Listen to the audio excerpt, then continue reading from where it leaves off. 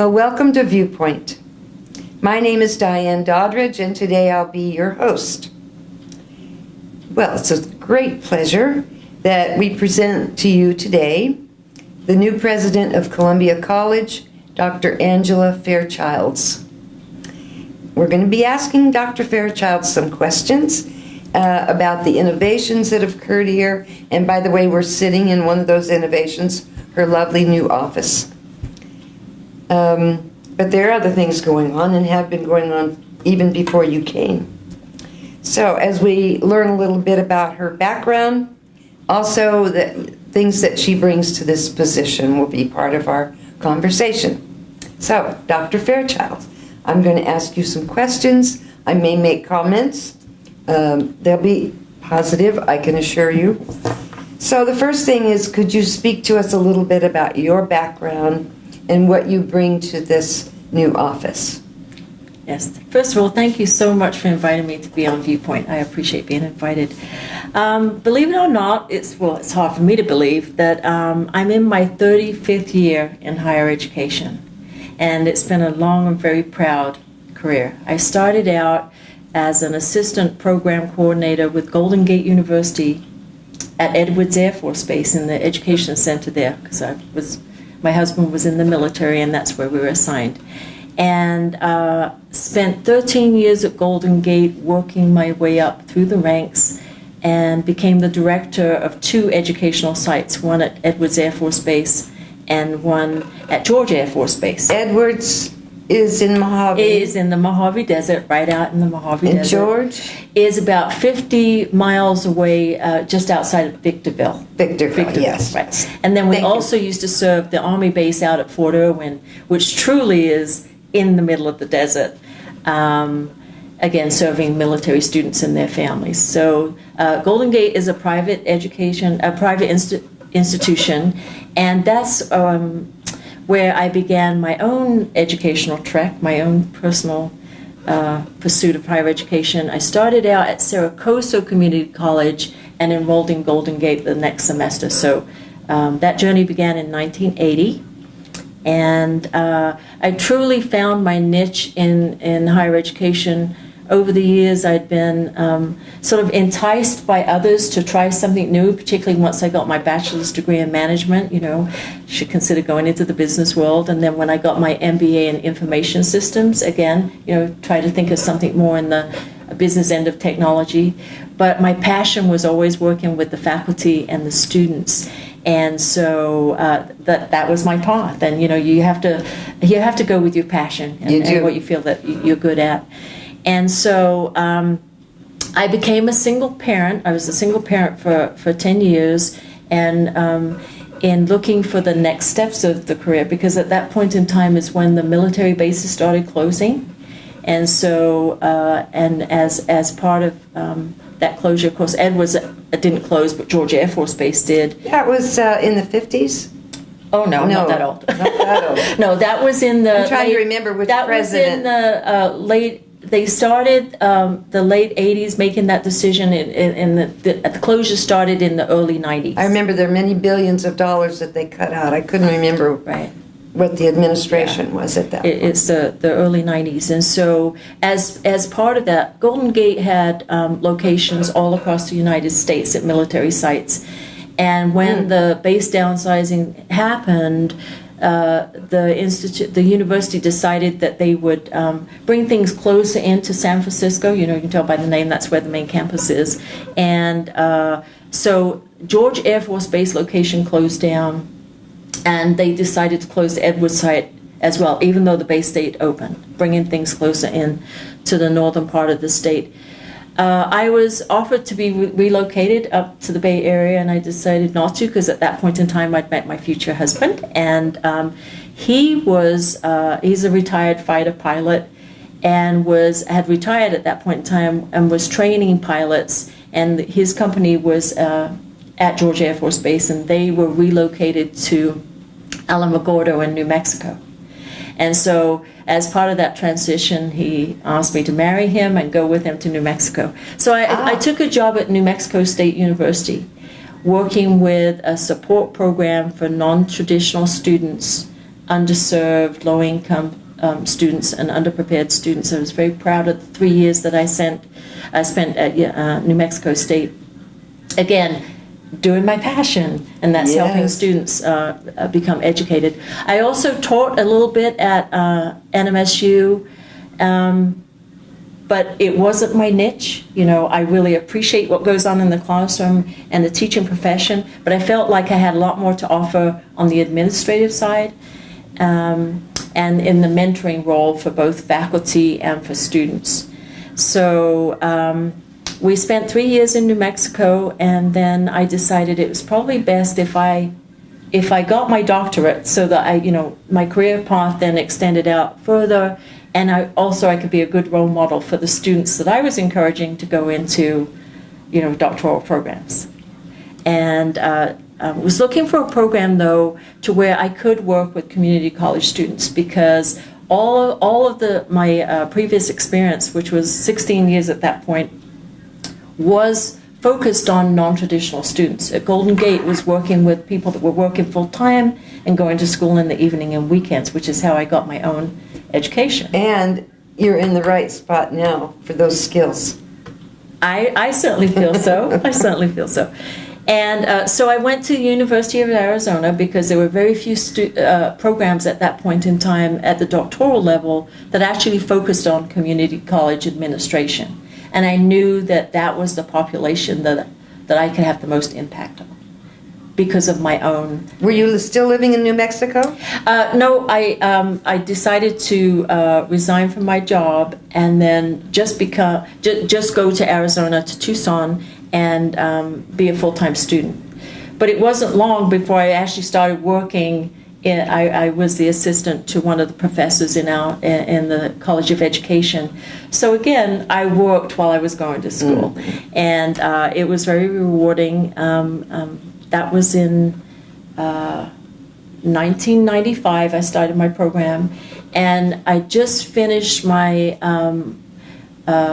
most of my dissertation. I was in the writing stage. I'd done all my research, and I got recruited out of that program to be the assistant campus dean for Yavapai College, which actually was the first community college I'd worked for in a paid position.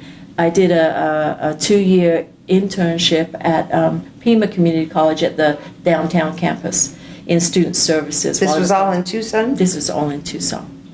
And so Yavapai took a chance on me, and I became the campus dean within the first 2 years there. We spent 4 years at Yavapai in Cottonwood, and decided that it was time that we came back to California. Our kids are in California, and they started getting married. The grandkids, were on the horizon, so it's like, yes, we need to come back. And so, again, I was recruited for a position that was that I had held before coming to Columbia College, and that was in Woodland. The JC there. Yeah, Woodland Community College. Small college in Woodland, part of the Yuba Community College District, and I was hired as the executive dean with the major assignment of developing the educational center, because it wasn't yet a college, to become the 110th community college in the state. Oh, so that is, so far that is my career highlight, and it's going to be sort of tough to beat, but I certainly hope to leave a mark here at Columbia College. And so after spending 10 years at Woodland Community College, when you created a college, there's not a whole lot more really that you can do. Right. So it's time to hand it off to somebody else to develop it to the next stage.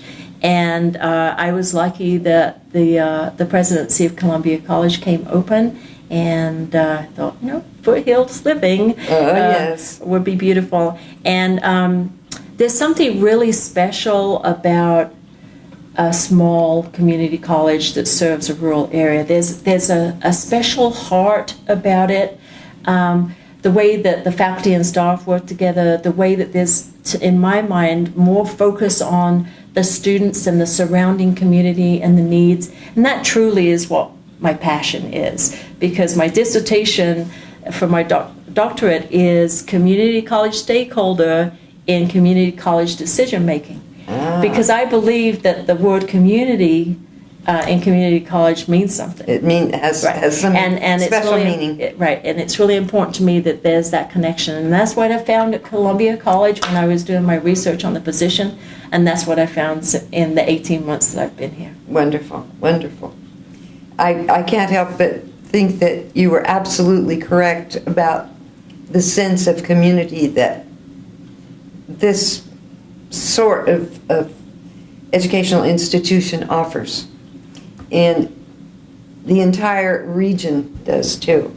When we have families that are stressed, everyone pitches in and helps.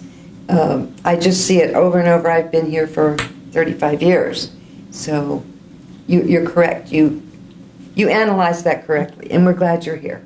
Well, thank you. Well, thank you. I also want to add that Dr. Fairchilds originally was a British citizen and is now a U.S. citizen, but has roots there and emotions that are still tied there in that beautiful country.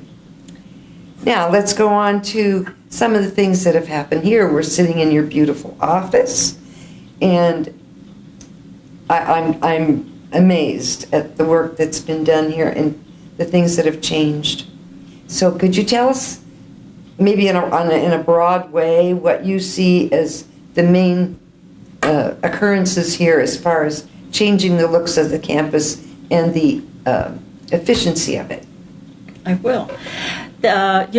Change has been happening since before I arrived at campus, but it's been exciting change because the community chose to invest in our district, and particularly Columbia College through Measure E, which we really appreciate. And so construction was happening when I arrived, and it's still going on. We're coming down to the last few projects, though, and of course this building is one of the major ones. And we look forward to welcoming the community on September 18th to the grand reopening of the upper level of the Manzanita building. But we have the wonderful new science building up at Sugar Pine, which is at the top end of the campus. And, one of the most exciting things for me as far as the changes in the campus has been the renovation and the construction of new roadways and sidewalks. We have sidewalks around the campus now for a much safer path of travel. I don't think I realized that. Well, you need to go out. It's probably not the most enticing things for a lot of people as far as the new construction, but it is for those of us who have had to walk along the roadway and kind of navigate the vehicle traffic as well. So we have sidewalks where there were none. We have improved roads, new circulation all around the campus, and greatly improved parking lots because we've done a lot of renovation on the parking lots. Starting out with the student lot, which is at the upper level entrance to the campus, and then of course gone all the way down to just finished the staff parking lot. We've got our new handicap parking lot just across alongside the lake, and so greatly improved the technology capacity on campus. Wi-Fi everywhere now, and students expect that. So it's really trying to plan for the instructional side of things, and then some of the resources that students of today expect, and that is, we all have iPhones, smartphones, tablets, whatever, and want to sit down with our laptop everywhere we go to be able to access the internet and support teaching and learning in that way. So everywhere you go on campus now, there's a hotspot where I think there are very few places where you go where you can't pick up the internet somewhere. So trying to put those features in place and generally spruce up the buildings, because the buildings now are almost 50 years old. In 2018 we'll have our 50th anniversary, and so just trying to bring everything up to date, more energy efficient. Like in this building, for instance, if we don't have to turn the lights out, they're automatic, so when there's no motion sense in the room for a couple of minutes, then the lights will go out. So I have to tell you that sometimes I'm sitting there at my desk and you haven't been moving? I have to actually wave my arm like this because the lights will go out and it tells me that I haven't been moving around.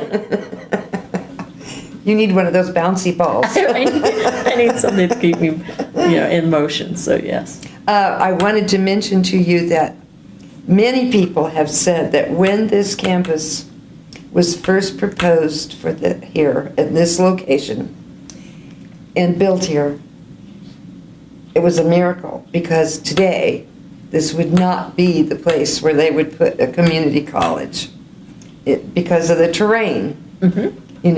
And we're just so happy that they did, because now we've been able to improve on it, make it more accessible and so on. But I have heard that from many different people, and it's undoubtedly correct because of the terrain, but the terrain is what makes it lovely, so and the trees and the nature. Well, and the terrain lends itself to the campus being a lab for the students. Like in the forestry and natural resources, the terrain plays heavily into that, as does the San Diego Reservoir. I mean, that's built into the instructional components of our campus. Were some or all of the regular classrooms updated or changed in any way? You touched on that. I didn't know that. Pretty much through Measure E, just about every building on campus has been affected in some way, has positively impacted. In the spring, we're in the planning stages now, but in the spring we're going to renovate the lower level of Manzanita, which means our culinary program, the food service area will be reconfigured. In the other buildings, again, freshening up, renewing of the technology, replacement of carpets. The roofs have all been either new or repaired as part of the projects. So, and we're getting ready to work on Juniper, which is where a lot of our technology is, computer labs, what we call our ITC, which is the Instructional Training Center for computer-based programs. So that's where our teachers who are teaching online go to learn their skills. That's where students can go to learn different software packages and get support on things that they may be taking. I see. Using technology. So that's all being upgraded. Things are being relocated. The Sequoia building, which is on the other side of the lake from here, that was where all student services were located, or most of the student services were located during the swing space. Now all of those are in this building, and so Sequoia now is becoming our math center. So that's where most of the math instruction will take place, the math faculty offices, and our math support center, so the tutoring lab for math. I can just sense your excitement about all this. I can. One complex that wasn't mentioned was the child development. I believe that was one of the first ones that was completed, and I've heard that's yes. They're actually, right up to date. It is. There are two buildings related to the child development program. So there's the CDC, which is Child Development Center, which is where we take care of the children, and it's a learning lab for our students who are in the child development program. And then the other building is where we have the classrooms, so the lecture type things, the activities, to where you're learning more of the theoretical stuff behind taking care of the children and the development cycle. And that's where the faculty offices are. Both beautiful buildings, but we have people come to the campus just to see our child development center because it is state of the art. I'm a Fresno State graduate, and they had a child development center there. I bet they've been here. Right. And we're very proud of the program and the partnership that we have with, people may not know this, but we actually have a partnership with the First Five program is here, and they lease part of the space in that building to provide additional care for other populations of students that we can't cover. I did come here for the open house that they had in the science lab and building. Oh, how impressive. Yeah. And that building, as are all of our buildings, it's our intent for the campus as a whole to be a resource for the community. But the science building in particular has been heavily used. In fact, right now we have 250, I think it's... I'm glad you mentioned that. 5th to 7th graders on campus for the Mad About I Science see the summer little camp. ones around. Right, and they're doing all kinds of, wonderful, exciting things. I heard yesterday that was the dissection of a cow's eye day. Oh. So, and kids of that age love that gory stuff. Yeah, So, they do. yeah, but we have other things too related to the science program, and we're glad to have that as a resource on campus. Well, I think we'll wind up by asking you one of those philosophical questions. What do you see as your vision for Columbia College with all these new buildings and labs and roadways and walkways? It's now upgraded, or soon will be completely upgraded for the 21st century. You must have a general overall vision, and that could tie in with what your educational philosophy is. Okay. Could you tell us about that? My vision for the college is for it to continue to thrive, but also to make sure that we revisit our commitment to serving the needs of the community, which can be quite a challenge because the philosophy in the state towards education is changing a bit too. And so trying to balance the fact that we're serving an area, and people may not know, but Columbia College actually serves all of Tuolumne County, part of Calaveras County, which we share with Delta College, and down the corridor to Oakdale. And so, we have a huge expanse to cover, and trying to balance the needs of the people that reside in that footprint can be quite a challenge, particularly when we're faced with, an aging population and declining enrollments in high school. So it's how do you balance the offerings to make sure that you're paying attention to the needs. So, which is why we did our community survey in the spring to get input on what should our programming mix be in the future, and what should be the timing of our offerings. When would be the best time of day? How is that disseminated, that survey? I don't remember getting one. We publicized it on the radio, and we did a sampling we did a print version and an online version.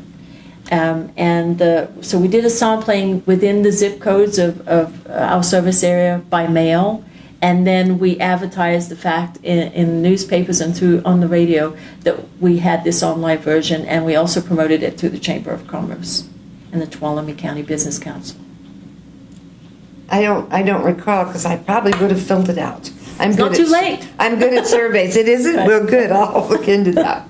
So, if I'm hearing you correctly, your vision is to be sure that you're meeting the needs of this community, which is not just the Sonora area. It's part of Calaveras, part of Stanislaus.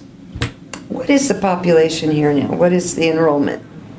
We have about 3,800 head count, which translates into about 2,800 full-time equivalent. Full-time? Full-time. Equivalent, yeah, huh? yeah. Because I know there are many that just take a few units at a time. Which is why we talk in terms of in the state of full-time equivalent students, and that's the I see. the one student taking 15 units. How does that fit in with the general population in overall California community colleges? We're small. Yes. We're very small in comparison. We're not the smallest, but we are one of the smallest. How do you feel about the discussion that's going on now about making community college free? In California, because we have the Board of Governors fee waiver, there aren't a lot of students who are actually paying tuition. Really? Because we have students who meet the financial criteria to have the fees waived. Particularly in this region. Particularly in this region, exactly. And so part of the discussion among the CEOs in California community college system is that, well, how does that sort of translate for us? Because we already have that in place. We're trying to make it at plus.